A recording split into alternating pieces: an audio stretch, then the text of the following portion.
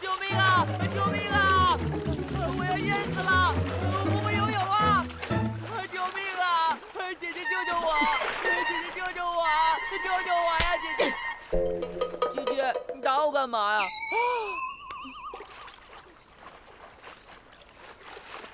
还让不让人好好洗个澡了？我先走了。走什么呀？找我什么事儿？行了，把脸转过来，哥不怕你看。九哥让我给你的，说是齐胜的药不管用，这药用了马上能出淤青。你怎么知道齐胜给我上药的？睁开眼睛跟我说话。我要说什么我都给忘了。我问你，你们是怎么知道齐胜给我上药的？昨天晚上齐胜到你宫中，不久之后，传来你的一声尖叫，我在房顶上都听到了。你也没必要藏着掖着，家暴可以忍一时，但不可以忍一世啊！谁说我被家暴了？谁说我被家暴了啊？这3天不打你上房揭瓦呀你！啊？那叫声不多不少，不深不浅，恰好就是那种明明极其痛苦，却忍住不敢叫出声，最后忍无可忍才叫出来那种声音。你说，不是因为你陷害姜氏，被太子责罚了，还能是什么呀？哼，我只想说你脑洞太大了吧你！昨天齐胜来给我上药的时候，我没忍住疼，啊了一声。难道是我这顺风耳不灵您了？我一直以为齐胜是我认识的人当中最小白的一个，没想到啊，你才是白痴中的战斗机呀！今日来还有一事，上次你被姜氏诬陷，太子又当众给了你一耳刮子，九哥怕你伤心，想请你吃顿饭。哎，你去不去呀？哎，不去了。你跟九王说那事儿我压根没放在心上，饭就不吃了。别呀，九哥要给你个惊喜呢，你不去，他岂不是白忙回场了？惊喜？什么惊喜啊？特浪漫，带你看海。慢着，差点把惊喜给说出来了。哎，你已经说出来了。九王有你这样猪一样的队友，也真是醉了。那你到底去不去啊？我一个大男人跟2个男人去看海，逗我玩呢？不去不去不去，太医说了，我要好好休息。切，你不去，我一人去正好。哎，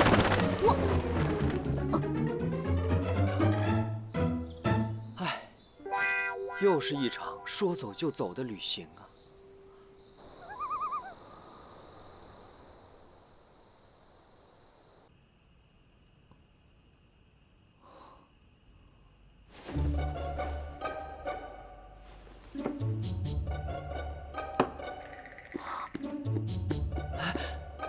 这是饭店没错，我回到2015了，我回来了，我得回家，我得回家呀！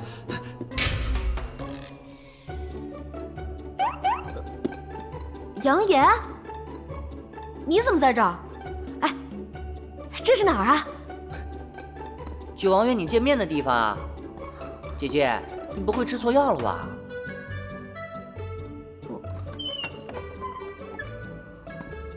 原本杨岩告诉我你是不会来的，怎么突然改变心意了？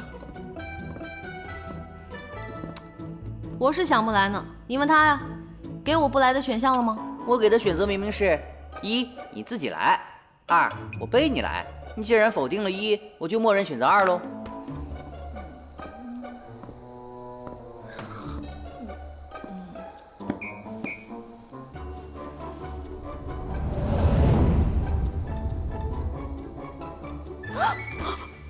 太子殿下，娘娘她……你不必惊慌，我在这里等他就好。这家餐馆是我一个游历过欧罗巴的朋友开的，做的都是地道的欧罗巴菜，想必你是没吃过吧？开什么国际玩笑？我没吃过。什么菲力牛排、西冷牛排，敢问哪个我没吃过？ Cheers！ 啊！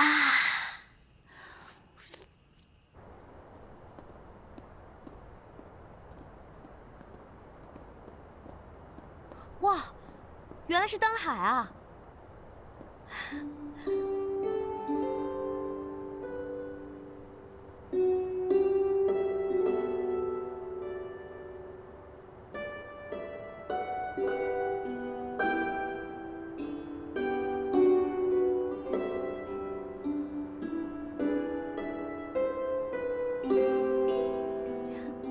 此处应该有音乐，男女主角应该紧紧地抱在一起，街舞。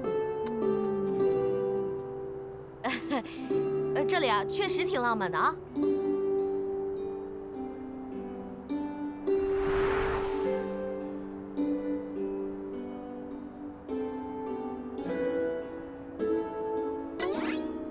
这眼神儿，我如果稍作迷离一下，怕是九王就要亲上我了。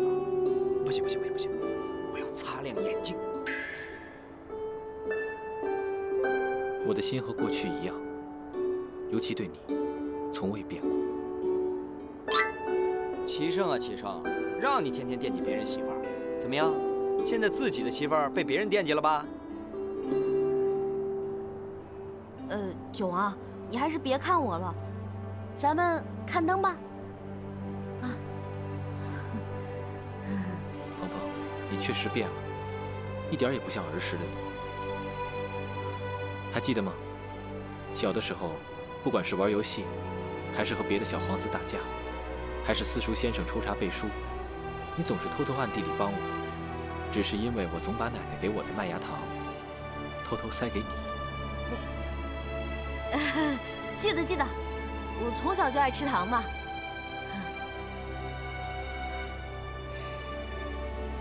因为成祖更喜欢三哥，便授意父皇立三哥为太子。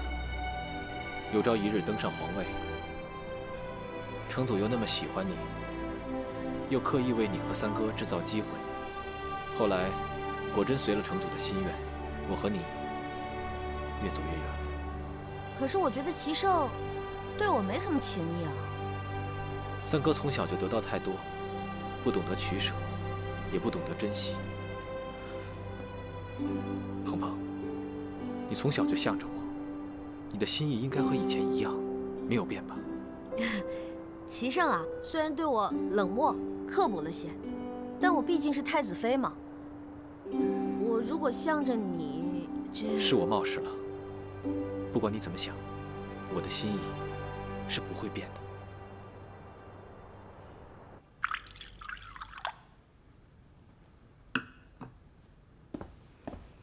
哎呀，热死我了！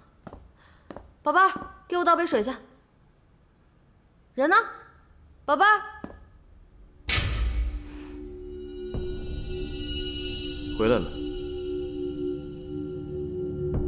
看齐胜的神情，嘴角微微向左侧倾斜，不时地抿着嘴，眼睛微闭，神情淡定自如，甚至带有一丝的微笑。看来他并不知道我去了哪里。你不要以为我不知道你去了哪里。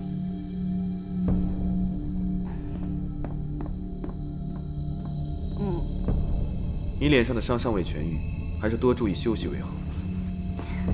多谢太子殿下关心，我一定好好保护自己的身体。只是天色已晚了，不知太子殿下来我这里有何贵干啊？你是我的太子妃，我来你这儿一定要有事吗？啊，没有没有没有，只要您开心，一切随你。既然如此，你给我放松一下吧。陪父皇看了一天的奏折，身子乏透了。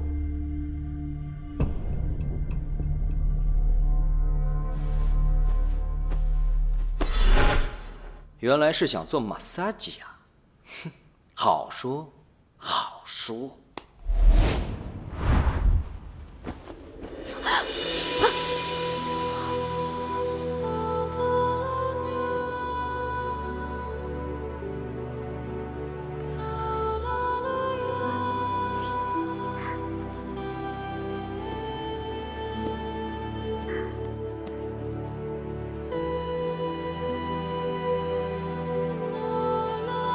怎么了？大宝剑不做了？你想干什么？我有话问你。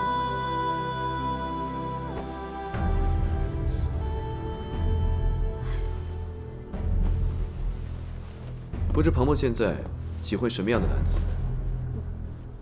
啊？什么？你是喜欢温润如玉、成熟稳重，还是喜欢浪漫洒脱、年少英俊的？齐胜啊，齐胜，老子什么男人也不喜欢，老子只想安安静静的做个美男子。其实喜欢什么样的人并不重要，爱是可以跨越性别的，重要的是那个人是谁。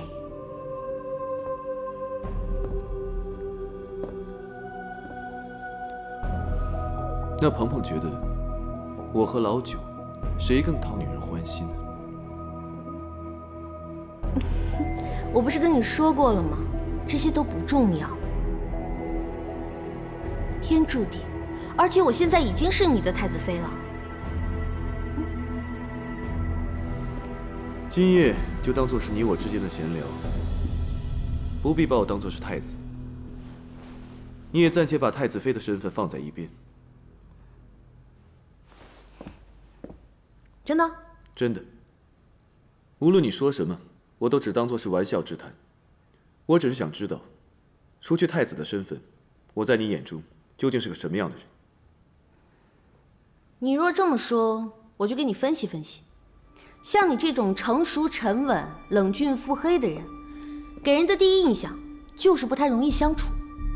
你看，你整天一副不苟言笑的样子，在你面前连玩笑都开不得，更别提什么情感交流了。哎，就算想和你打情骂俏，也要先练练，对着你这张面瘫脸，能不能忍住不笑？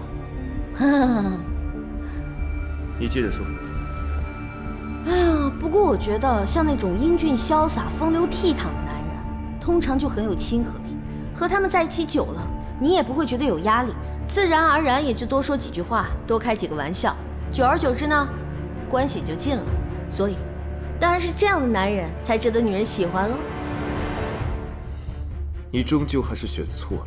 哎，这种事儿哪有对错之分啊？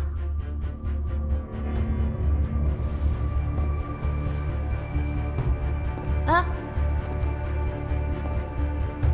好了，时候不早了，早些休息吧。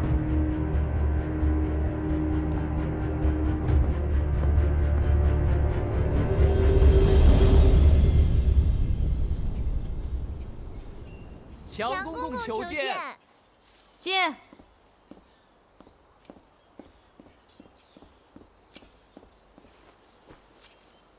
娘娘，太子殿下要替皇上去江北大营巡查，命您陪同前往呢。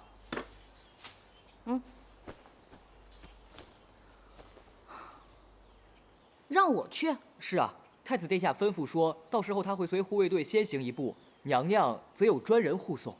哎，强公公，我能不去吗？娘娘能陪太子殿下出访，那可是至高无上的荣耀呢。娘娘还是赶紧收拾收拾，奴才就先回去了。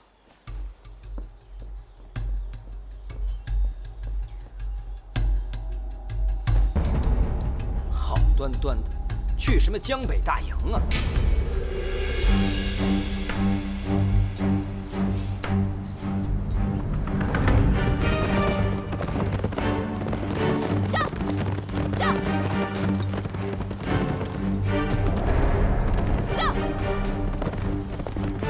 哎，李侍卫啊，我们是不是走错方向了？按说这江北大营早就该到了呀。没错，娘娘，这就是通往江北大营的方向，是娘娘记错了吧？啊，确实是我记错了，这野外的方向我哪有你熟悉啊？哎，该不会是什么谋杀案让我撞上了吧？我和他没什么冤，没什么仇，他为什么要杀我？不行，这下麻烦了。哎呦，我肚子疼，我上厕所啊，我上厕所。娘娘，对不住了！救命啊！救命啊！快来人啊！救命啊！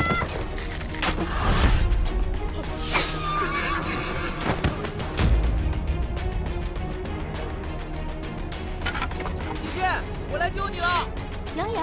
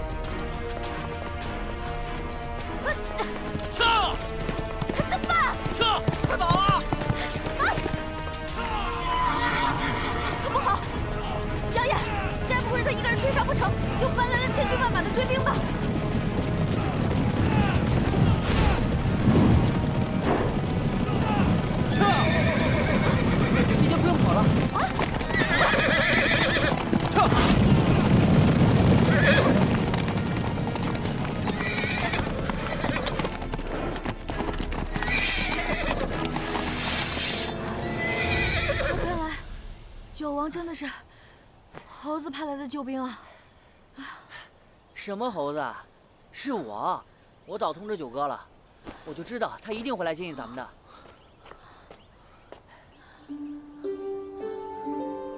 你受苦了。哎，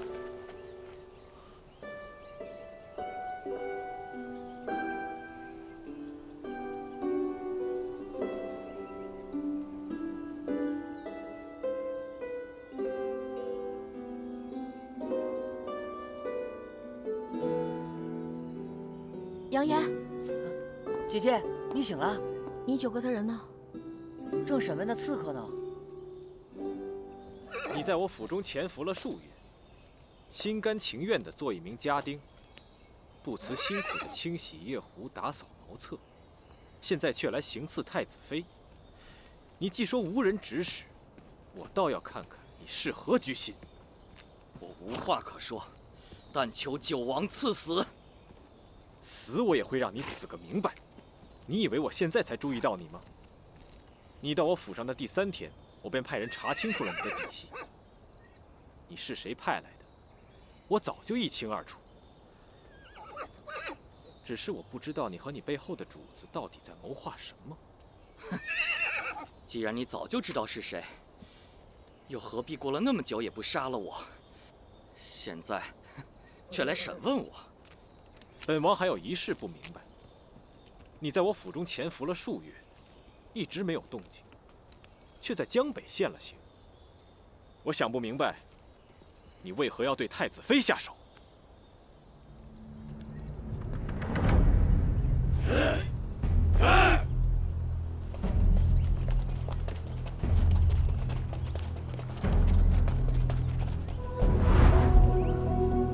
今日事成，我定不会亏待各位兄弟。兄弟们都已经到齐了，现在就等候你一声令下了。今日把他们一举拿下，通通拿下，全部拿下。忍了这么久，本王就靠今日翻身了。我看今日过后，谁还敢在我的头上拉屎？你可知道这刺客是谁派来的？这一路上也有想过，只是不敢相信吧？那刺客我已经审完了。是齐胜吗？他竟对我下如此狠手。开始我也想不通他为何会对你下如此狠手，但是在审问了刺客之后，我终于明白了。太子妃深更半夜被我的家丁带走，遇刺，罪责就全部都怪到了我的身上。齐胜真的是好计谋啊！他为了除掉你，不惜牺牲掉自己的太子妃吗？对于一个即将要登上皇位的人，一切不过是浮云流水般，不足为提。九王，我知道，你也是想得到皇位的人。如果是你，你也会这样做吗？鹏鹏，我定是不会做出这种绝情绝义的事。我与齐胜的不同也恰恰如此，我的心是向着你的。还记得那天我跟你说的话吗？记得。那你此时觉得平安康泰、衣食无忧的诺言，足以让你相信了吗？此时此刻我受了如此大的刺激，还不能急着答复你。好，我不会急于要你的答案。我到底犯了什么错？齐胜会对我下如此狠手，还这么着急？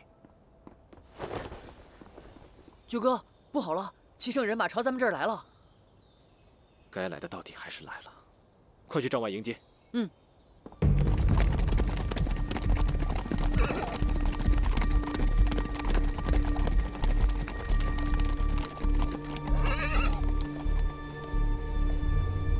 大胆九王，居然差遣下人行刺太子妃！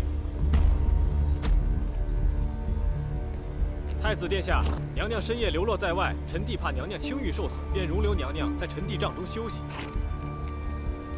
我的遇刺与九王毫无关系，反而是九王的人救了我。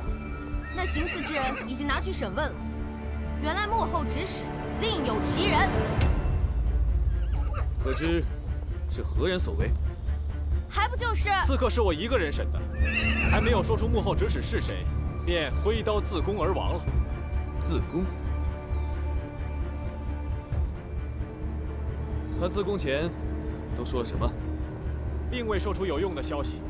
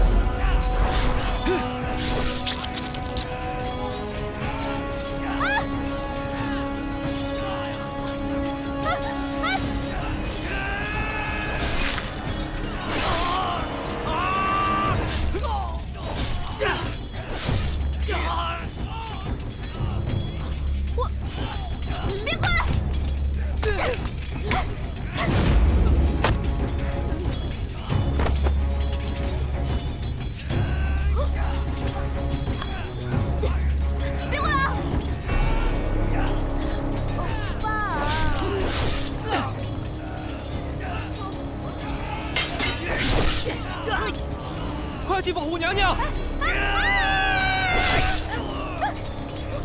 娘爷，快跑！娘娘，快跑！快跑！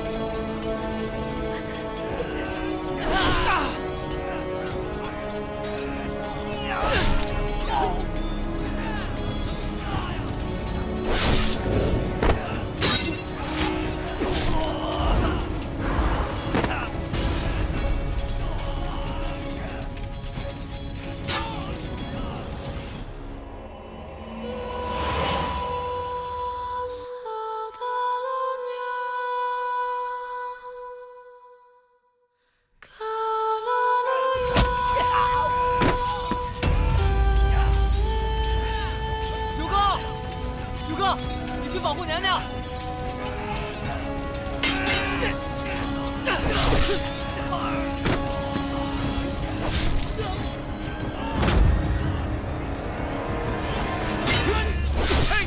太子殿下危险！是几个刺客，又能奈我何？让开！卑职奉了皇上的旨意，要保护太子殿下的安全，恕卑职不能从命。保护好太子殿下！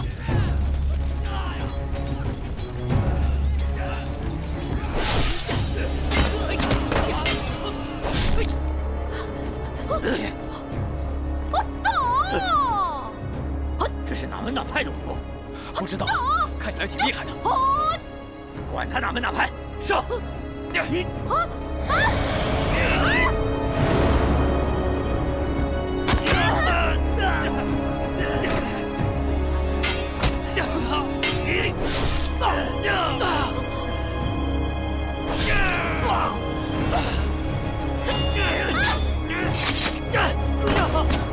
快走！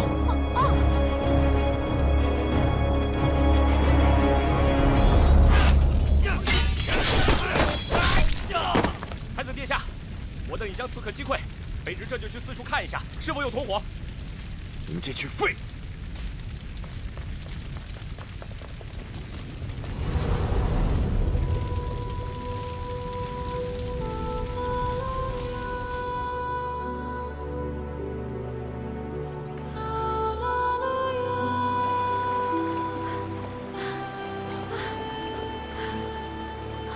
怎么办？顺水游到下游去。走。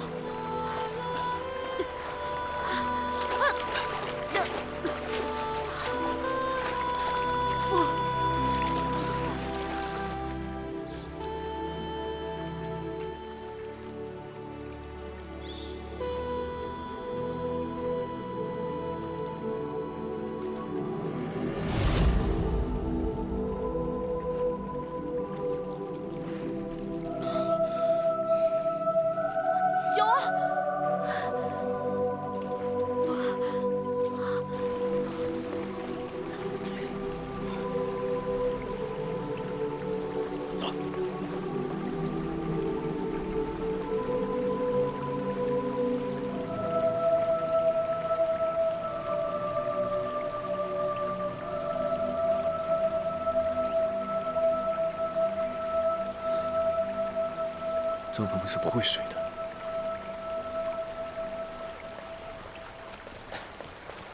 太子殿下，我等刚刚又制服2个刺客，还请殿下速速随我们回去。这个地方不安全，刺客随时有可能第2次偷袭。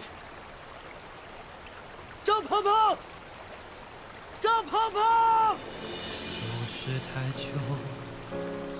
你是喜欢温润如玉、成熟稳重，还是喜欢浪漫洒脱、年少英俊？其实喜欢什么样的人呢，不重要，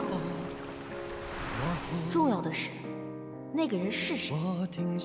不喝老酒，谁更讨你们的欢心？你终究还是选错了。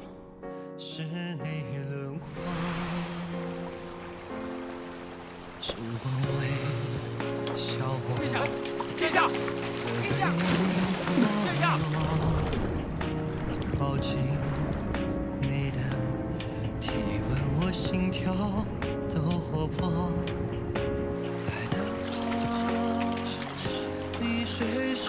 把这条河狗收灭了！是。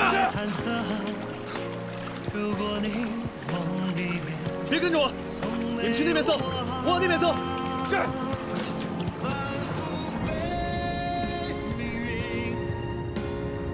我现在已经是你的太子妃了。张鹏鹏，你的命是我的，你不准死，我不准你死。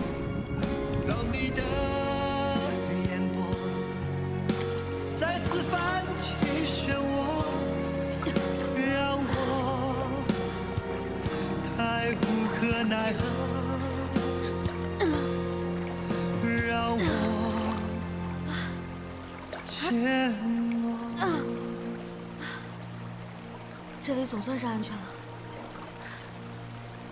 哎，醒醒！哎，醒醒！哎，不会是让老子做人工呼吸吧？不行，我得看看他是不是装的。傻叉傻叉傻叉傻叉傻叉！哎，有美女穿比基尼。下班了，下班了！哎，他那是真晕了。看在你救过老子的份上，老子的基友处啊，献给你了。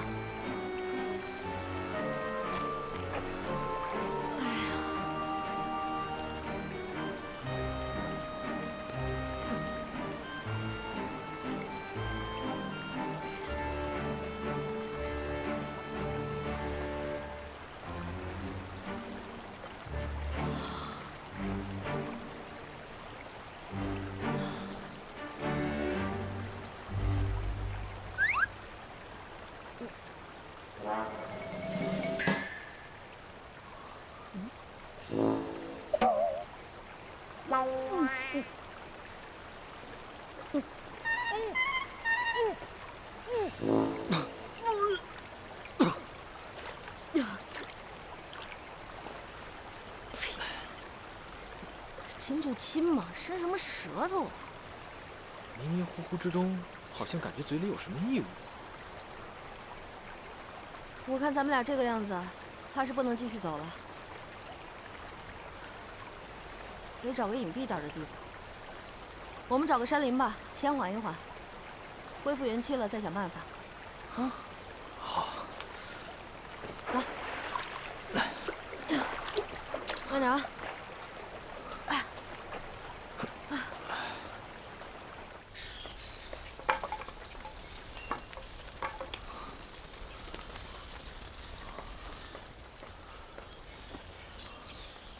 刚才是谁说水性好的？刚才在水里，手臂突然使不上力气了。谢谢你。我不忍心看你受伤。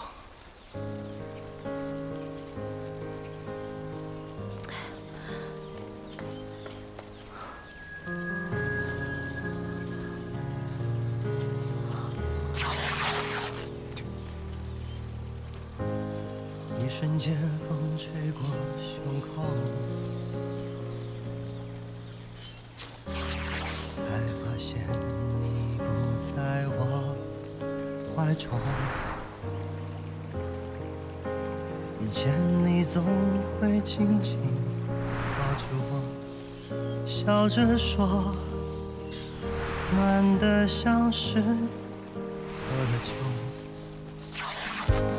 10000年只是句形容，我懂。疼吗？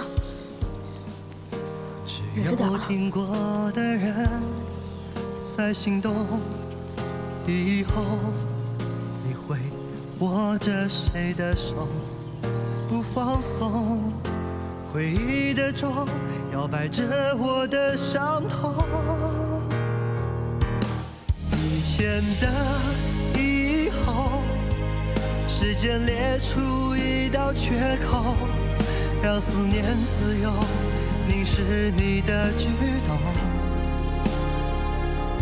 再也没有人像我把温柔写在了眼中，望着你成一首反复的情歌。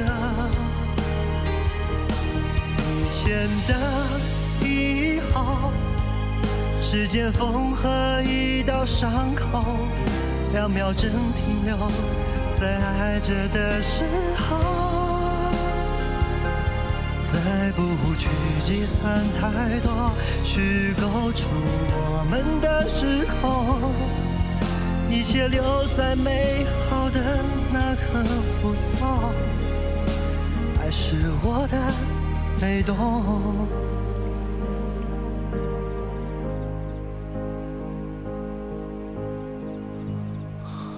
鹏鹏，鹏鹏，鹏鹏，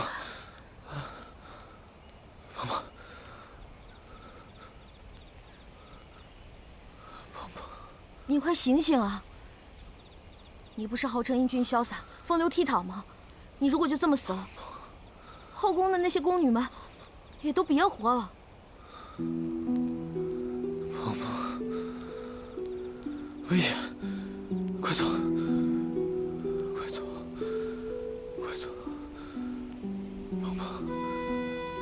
齐胜不仅设计害我，遇刺时他也冷眼旁观，九王却舍命救我。由此看来，九王才更值得信任。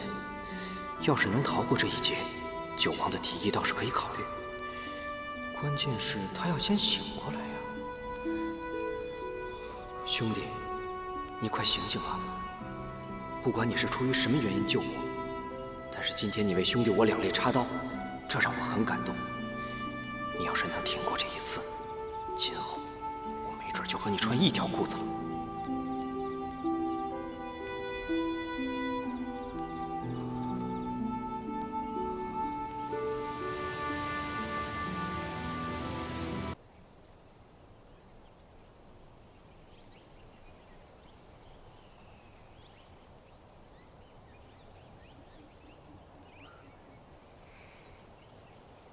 坏了，该换布条了。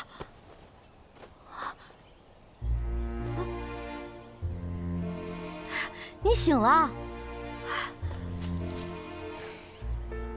你傻笑什么呢？不会是烧傻了吧？哎，还记得我是谁吗？真不记得了？我是你哥，啊！以后在外面见到我，管我叫大哥，记住了吗？鹏鹏，我确实不认识你了，你所做的一切都让我感到意外。原来没傻呀！啊，不过你做的这一切，也确实在我意料之外。来，慢点。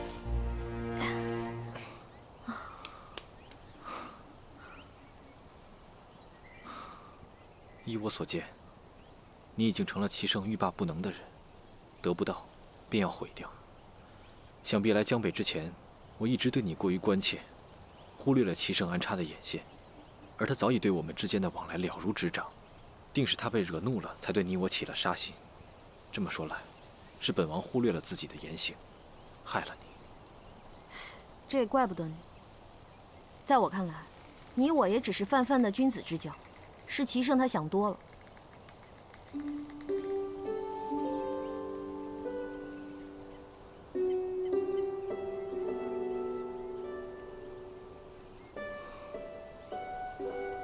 若是能逃过此劫，回去后定要谨言慎行。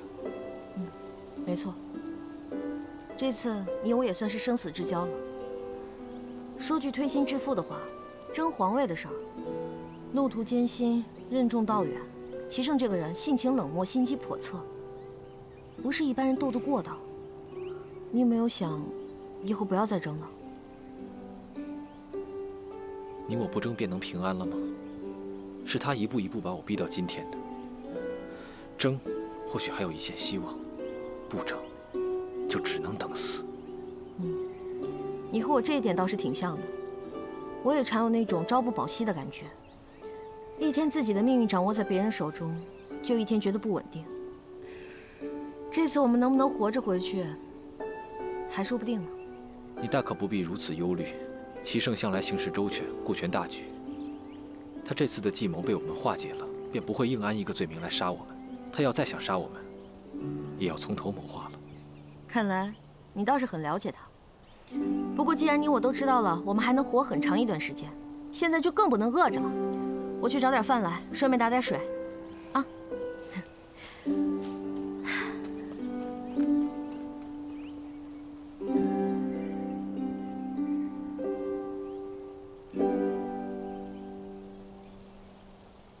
去河里抓条鱼，回来做个烤全鱼。哇，好大一条鱼啊！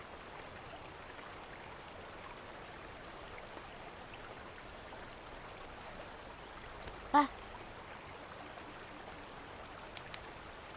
啊，醒醒！来，起来！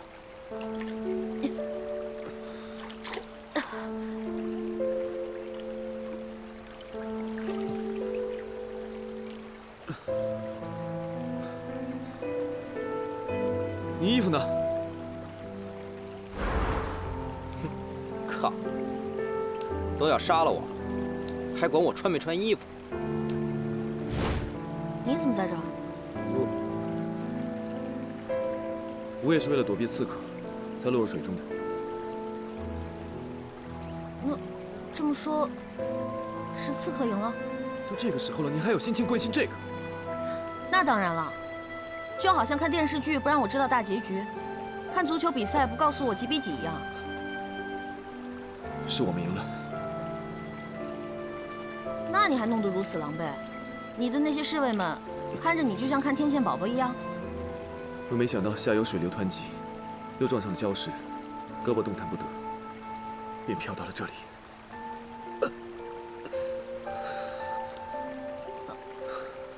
知道疼啊？你撞一个试试。该不会是脱臼了吧？我去给你找个树枝捆一捆啊。等着。哎，你站住！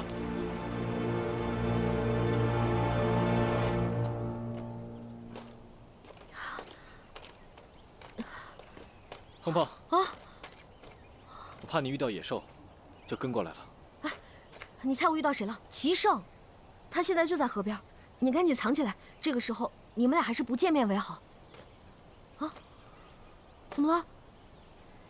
这个小树林里不会真的有野兽吧？啊？是狗熊还是狮子？如果是狗熊，咱们就在这装死；如果是狮子，你喊1、2、3，咱们就跑。不用跑了。啊！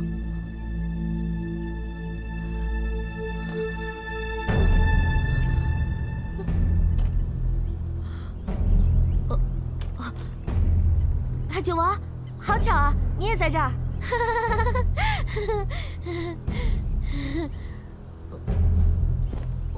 穿上。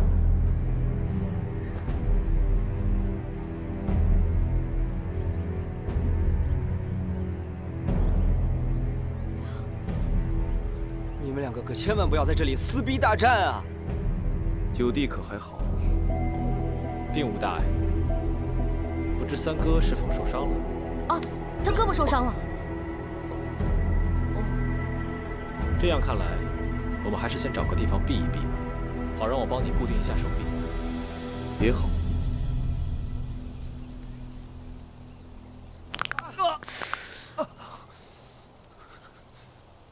哎，我们不能坐这儿等死吧？会有援兵来此处营救，不过是援兵先到，还是刺客先到，就无从而知了。这次刺客来得蹊跷，难道富平的驻军也混入了外人？军中守卫严密，若非对我们的行踪了如指掌，是不可能抓准了时机趁虚而入的。此次遭遇埋伏，很可能是身边人所为。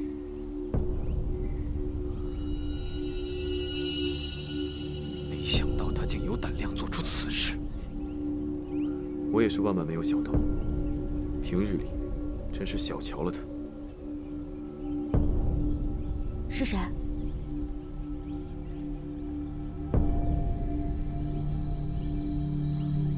该不会是赵王吧？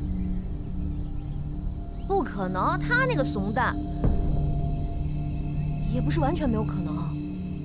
他确实有作案动机。赵王的绿帽子戴了那么多年，也太不容易了，能干出这件事情，可见真的是被逼急了。绿帽子还不明白什么意思是吧？我现在告诉你，绿帽子是指自己的媳妇儿跟别人鬼混。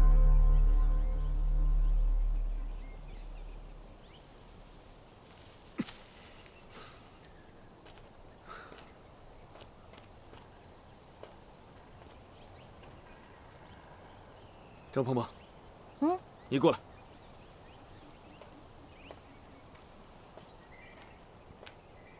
干嘛？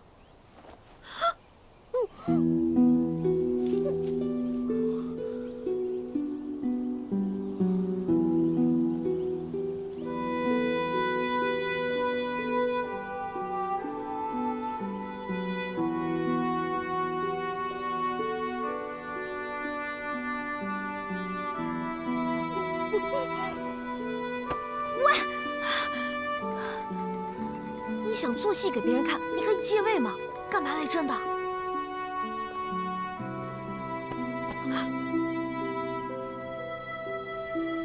你若敢给我戴绿帽子，我要了他的命。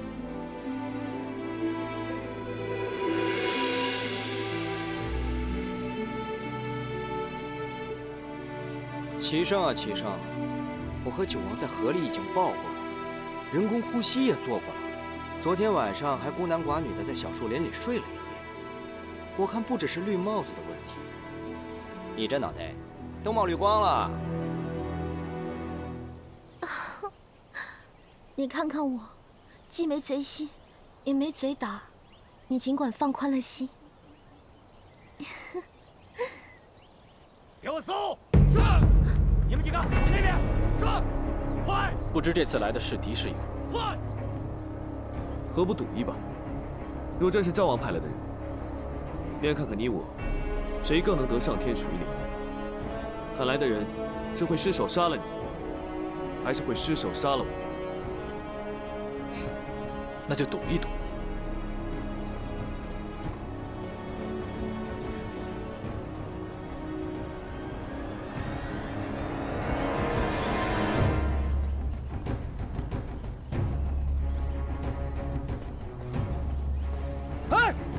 下来！你干什么？你们两个，无论谁死了，只要赵王当了皇帝，拿下就得生灵涂炭，民不聊生。我在你们这儿，反正也没什么亲人，而且我有一颗扬名立万的心。这个英雄，让我来，也不枉我虚度了此生。鹏鹏，鹏鹏！你们这帮赵王的狗腿子们，居然还搞起刺杀来了！你们回去告诉他，他没有那个 IQ。啊，鹏鹏，张鹏鹏！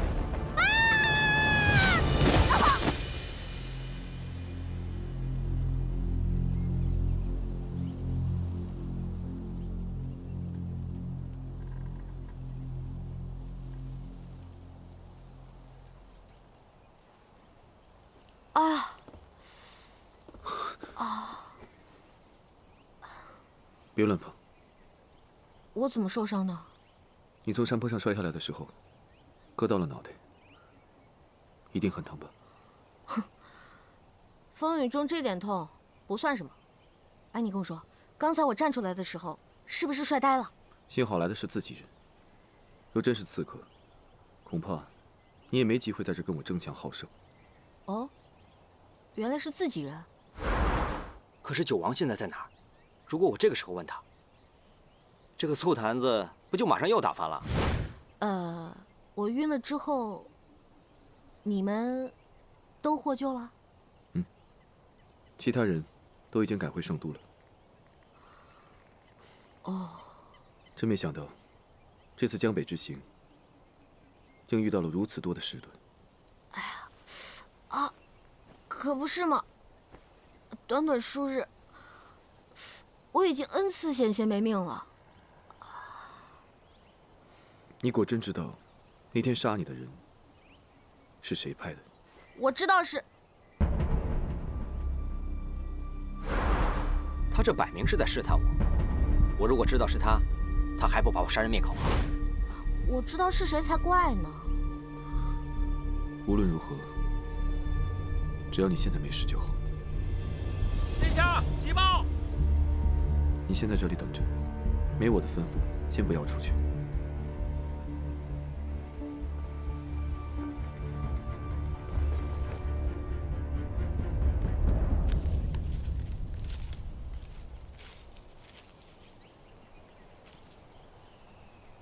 孙儿启上，你父皇于昨晚走了。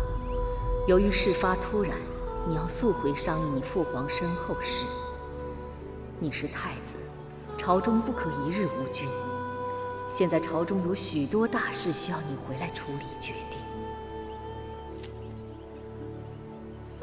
事不宜迟，吩咐下去，立即派遣军力，与我一同北上。是。事发突然，圣都那边形势严峻，十分危险。在我没有十足的胜算之前，不能让太子妃和我一起冒这个险。这里背靠江北大营，江北的水军都是我的亲信，是极为安全之地。你再去找几个信得过的侍卫和下人，留在这里伺候娘娘。是，殿下。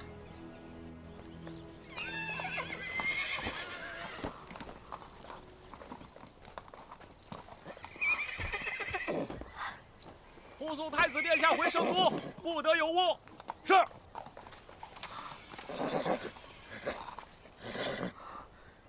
到底什么情况，让齐胜这么着急回圣都？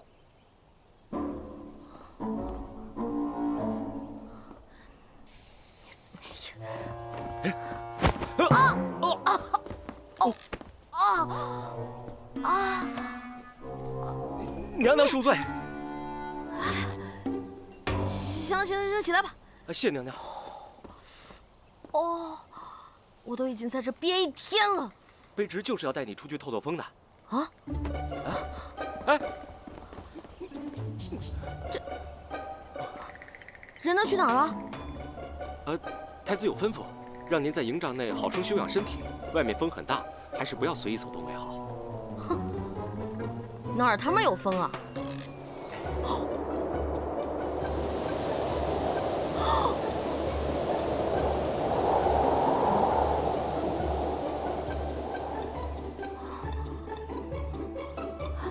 太子去哪儿了？把他给我叫回来，我有事儿找他。太子有事先回圣都了，所以嘱咐卑职们在这儿照顾您。他一个人回去了。是娘娘。那你知不知道他为什么回去？为什么把我一个人丢在这儿？这个卑职就不清楚了。我有东西落九王那儿了，你去找他给我拿过来。啊？去啊！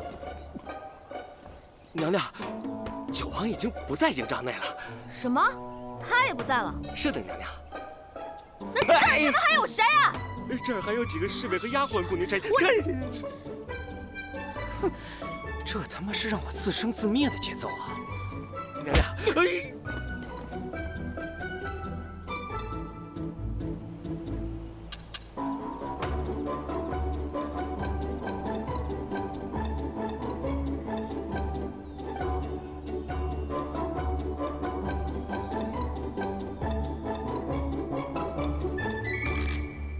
万万没想到，万万没想到，万万没想到，万万没想到，万万没想到，万万没想到，葡萄变成了葡萄干儿啊！娘娘，娘，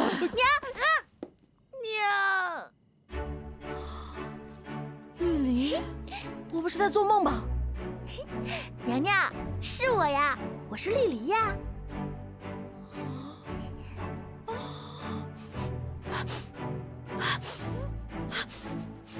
娘娘，您在闻什么呀？啊，我的宝贝儿啊，我已经好多天没有闻到人味儿了，我似乎看到了春天万物复苏的样子。要不是我，你还见不到娘娘呢。没有你，我自会跟上面请求批准，然后我自己雇一辆马车。没了你，我这一路上还能清静点儿。我不是做个顺水人情才带你过来的吗？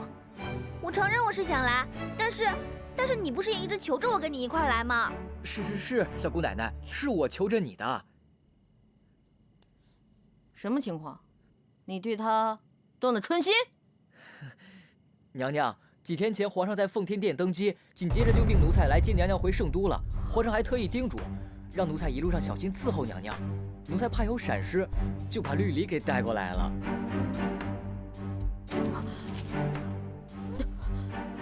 新皇登基？是呀，娘娘，谁都没有想到，先皇一夜之间就暴毙身亡了。奴婢足足哭了1个晚上呢。你说这人怎么就这么脆弱呀？这先皇怎么能说驾崩就驾崩了呢？先皇驾崩了？可不是嘛。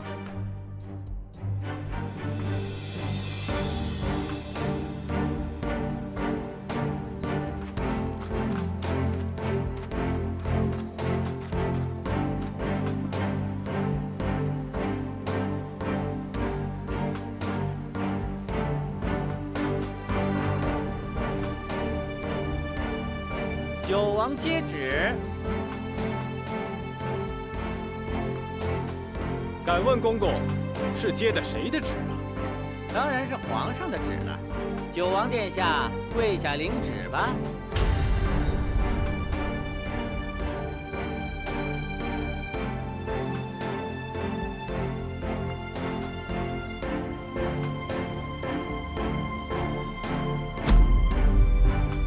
奉天承运，皇帝诏曰：九王齐汉于江北救太子妃有功，赏白银1000两，良田100亩，官职加升1品，革去原有一切职务，改司内务主管一职。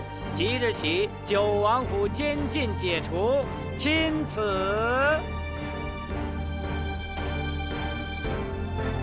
九王殿下，那奴才就告退了。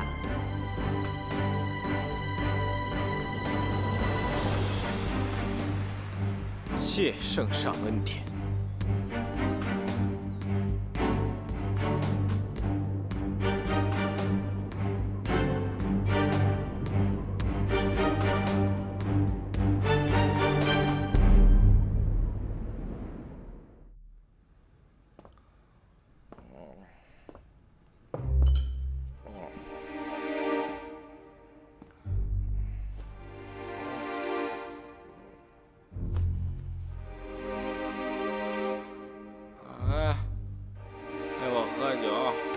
奴才是来宣旨的，不能陪您喝酒。你不喝，我就不听。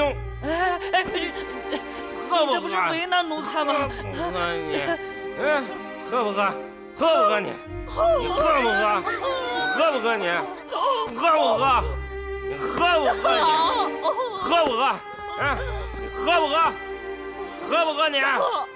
喝不喝你？我来陪你喝。皇上，赵王他调戏我。调戏你？找找你什么样？你来干什么？是来看我的笑话？要杀要罚随你便。我是来看你这烂泥扶不上墙的样子的，成何体统？我知道我自己实力就不多了，所以我趁着现在我自如，我潇洒，管不着我。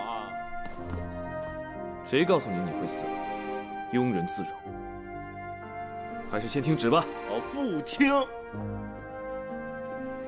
奉天承运，皇帝诏曰：赵王因误信贼人之言，致使众多皇室贵胄被困江北，当判死罪。当今圣上念其手足之情，免其死罪，免其一切官职，留其王位与宅院。留其王位与宅院。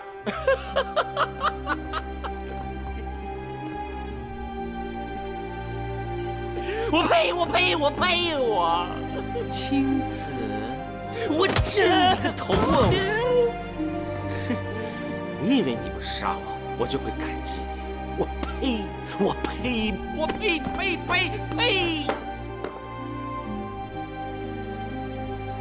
你这是诛心，比杀了我更狠！啊！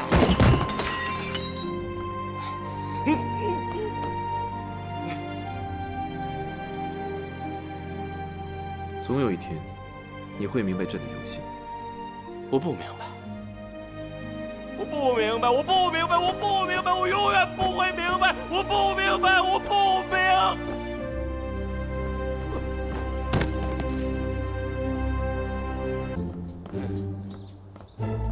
媳妇儿，媳妇儿，媳妇儿。哇塞！娘娘，见着皇上了吗？见是见着了，别提了。啊，宝贝儿，我好像看到了一个不明物体。你胆儿大不大？大。娘娘您说，哪有蟑螂？我帮您踩死。不是蟑螂，那是老鼠。娘娘，您说在哪儿呢？我闭着眼睛帮您踩死。报江北之仇的时候到了，我在里面受了那么多苦。赵王他脱不了干系，这个仇我必须要报。娘娘，你说怎么办？绿篱，给我找根棍子来。娘娘，我胆小。你不是特别讨厌僵尸吗？现在我们就把他当成僵尸，反正他们俩是夫妻，差不了多少。娘娘，用不着棍子，我一个人抵10个棍子。上！哎呦我去，偷袭你这么大声！哎呦，绿篱！哎呦，哎呀，你打我干嘛，绿篱？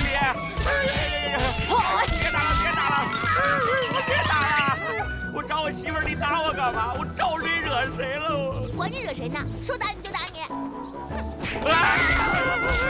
手下留人！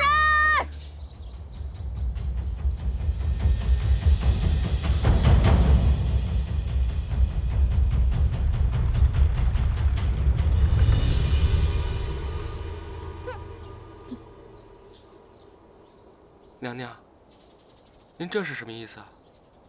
没什么意思，就是看你不顺眼，揍你一顿出出气。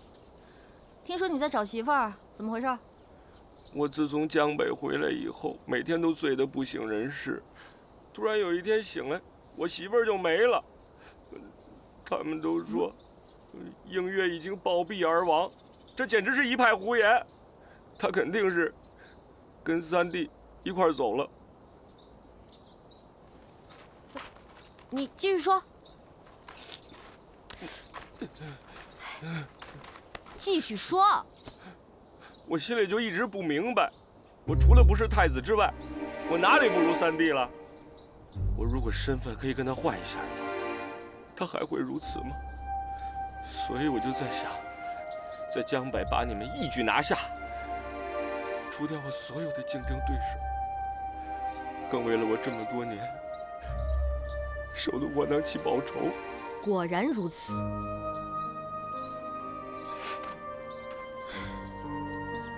你也不容易。现在我终于明白，原来你不是怂啊，你是憋着一股劲儿。娘娘，你说天底下怎么会有这样的人呢？你说这个女人到底是怎么想的呀？她怎么想的我可不知道，但你是怎么想的，我是彻底明白了。是个男人遇到你这种事儿，10有8九都会闹出人命。你这么做，我理解。娘娘，你人真好。娘娘，娘娘，娘娘，我这可一直等着呢，这人还打不打呀？我把正事给忘了，这人是一定要打的。交情归交情，打仗归打仗。绿莲，给我狠狠的揍，一定要把江北之仇给我报回来。上。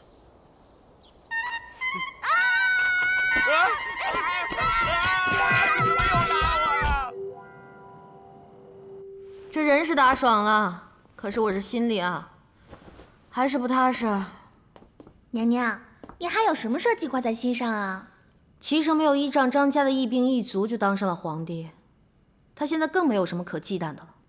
我能不能封后，可就不一定了。娘娘，您先别担心呐，皇上才刚刚登基，有很多地方还用得着咱们张家。您呢，只需要耐心等待封后便可。齐胜是怎么想的，我心里确实没底。更何况我和他的关系一向不和，这也是人尽皆知的。照您这么说，奴婢也觉得不对劲了。都这么多天了，怎么还是不见皇上的踪影呢？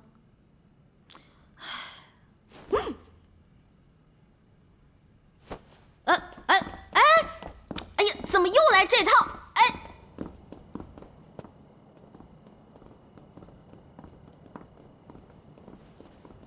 给皇上请安，给太子妃娘娘请安。没长脑子吗？这是皇后。皇后娘娘恕罪，奴婢有眼无珠。没事，这不是还没举行封后大典呢吗？心意到了就好啊。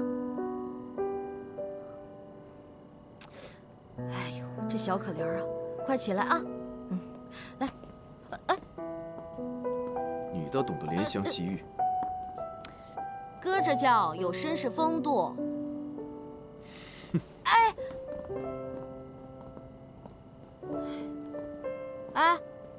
你该不会真的封我为后吧？不封你还能封谁？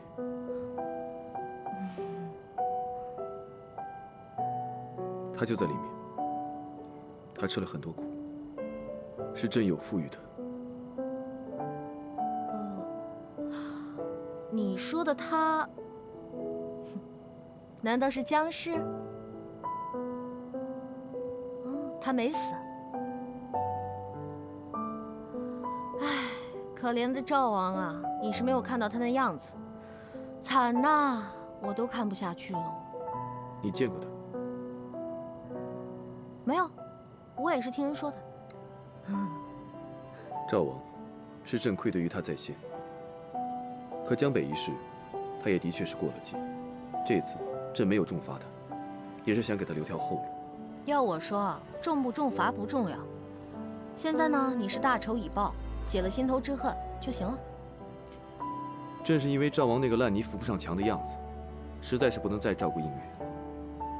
他要一直体弱多病，朕怕他在赵王府再待下去，不被赵王逼疯，也会心力憔悴而死。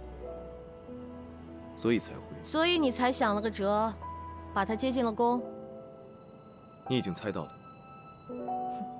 你这不正在征求我意见，想要金屋藏娇吗？我理解。你想做什么呢？放心大胆的去做，我支持你。其实，我只是想让你容得下他，给他一条活路。容，绝对容得下。你小子那么快就封我为后，原来是给自己留着备胎呢。哼！哎呦，这儿蚊子还不少呢。要不咱们进去吧，别让人家姑娘等久了。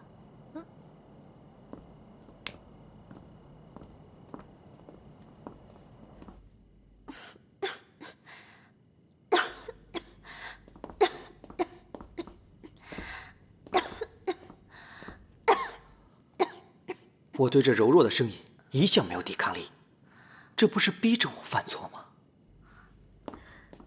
哎呦，哎，妹妹病得这么严重，就别起来了。终于可以占她的便宜了。哎呀，妹妹，瞧瞧这小脸，鹅蛋脸都瘦成锥子脸了，这身材太骨感了啊！还有这大长腿，又白又直，别说是皇上，就连我都爱不释手啊！哎呀，妹妹，你说你受了这么多的苦，你知道哥的心里有多疼吗？哎，你这是做什么？我这是在心疼妹妹。你还是出去等着吧。拜拜。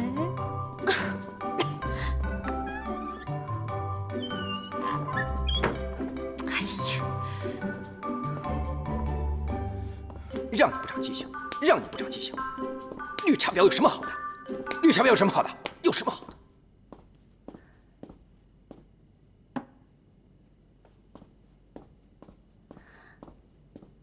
姐姐刚才的态度真是反常，演得好一出姐妹情深啊！难道世间就不存在真正的姐妹情了吗？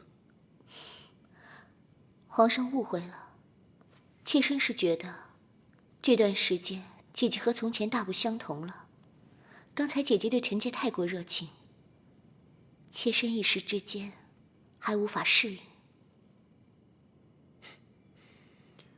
她的确和以前不太一样了。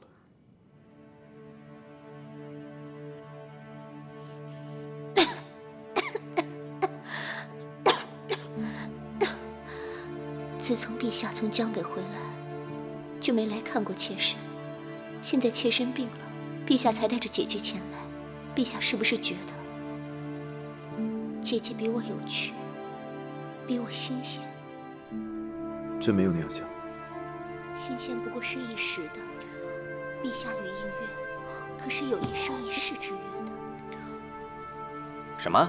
一生一世之约？妾身想知道，陛下把臣妾接进宫，只是为了想让妾身养病。赵王那副样子，你在赵王府再待下去，恐怕只会加重你的病情。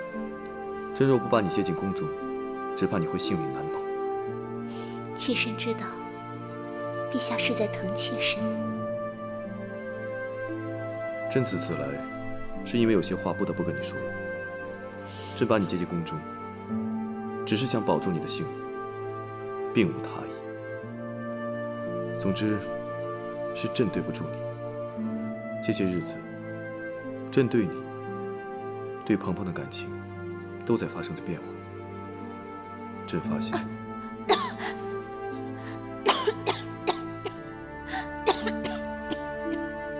你既然身体不适，那便改日再说。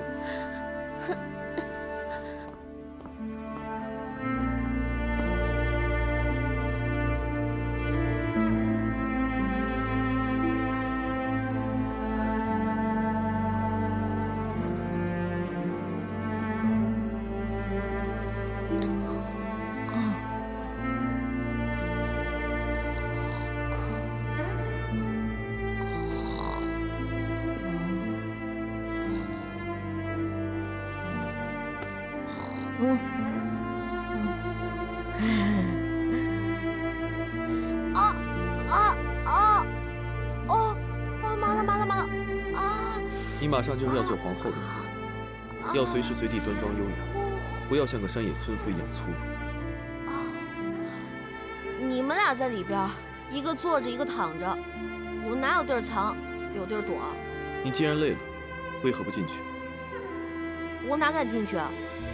你们两个人卿卿我我，你侬我侬。再说了，我怕自己把持不住。回去吧。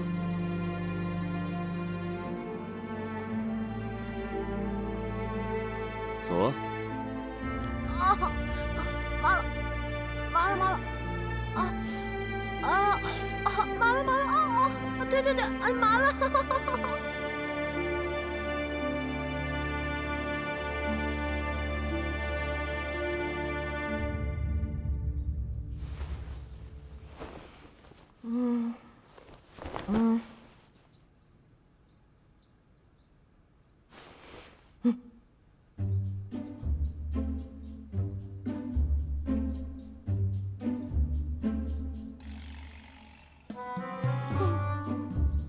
我不会是在梦游吧？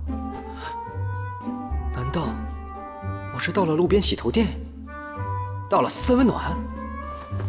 娘娘起下。娘娘该起床啦，这封后大典可是一辈子就一次的事儿，这可不能怠慢了呀。原来是册封大典啊！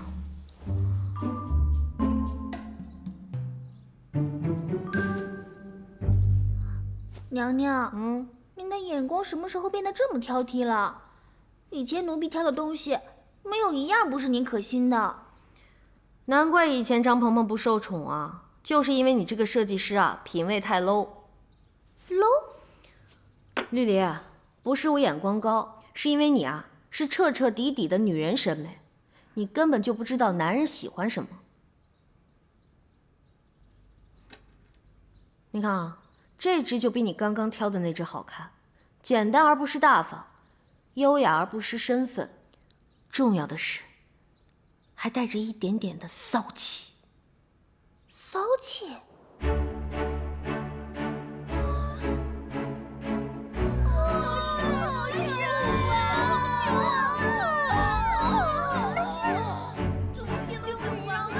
宝贝儿啊！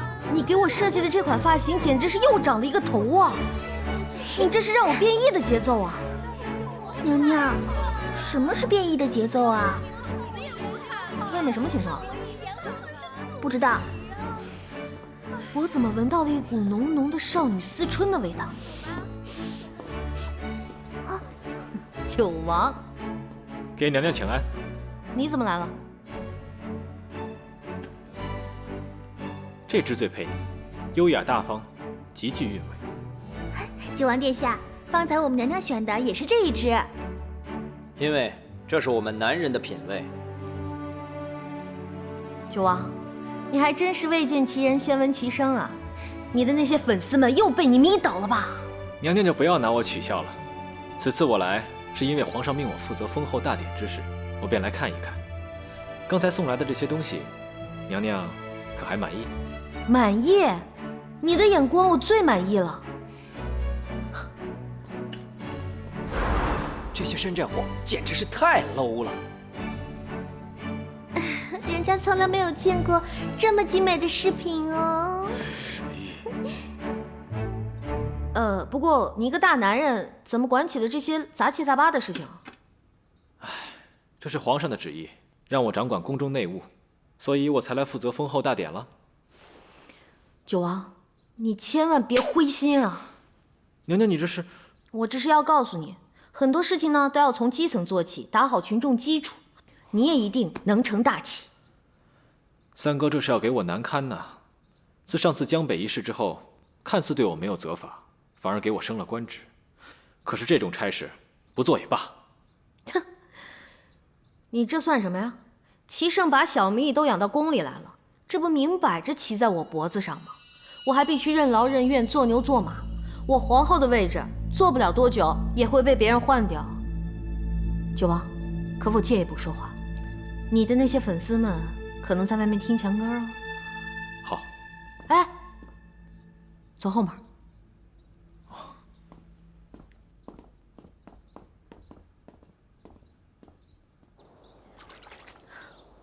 如果这个是齐胜，这个是你，这个就是我。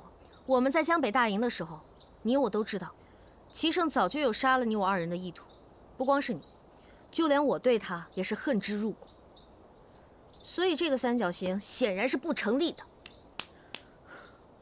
不过今天我还要跟你说一个三角关系，这也是现在我想对你说的。刚才那个只是给你举个例子，这条是你，这条是我们张家，而这一条就是大名鼎鼎的杨家。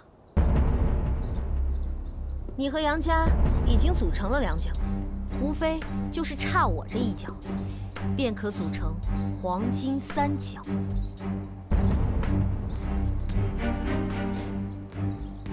鹏鹏的意思是，黄金三角是这个世界上最稳固、最牢靠的三角，一旦固定，很难拆除。所以九王，你好好想想，要不要我这一角？